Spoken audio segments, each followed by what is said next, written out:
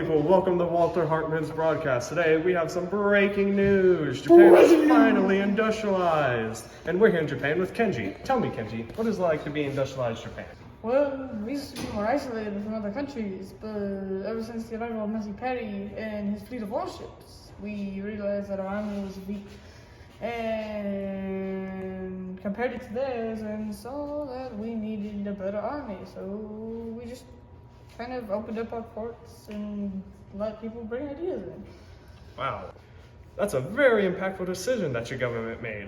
Thank you for your time, Kenji. Now, on to Britain, where we will interview Edward, who my colleague George found on the street.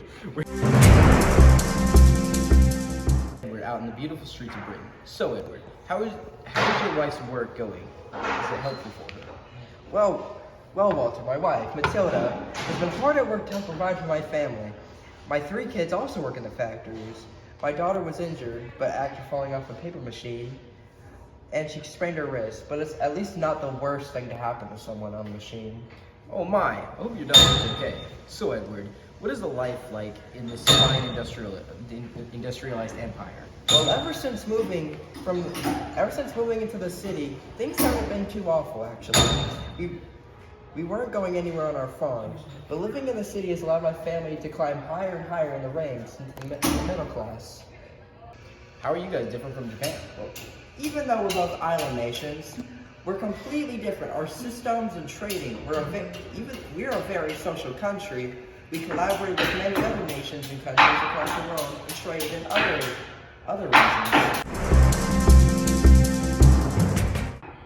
Well, guys, that was a very amazing trip to 2 amazingly industrialized countries. Now we shall go over some of the similarities and differences that were there. In Japan, forced to make a whole new government just to adapt with the times. It's pretty crazy, don't you think, Edward? Completely changing their political system. Exactly. They didn't have many resources, so they had to resort to imperialism.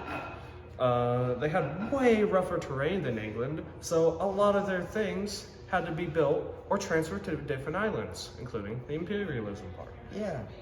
So people can make more money, like capitalistic America.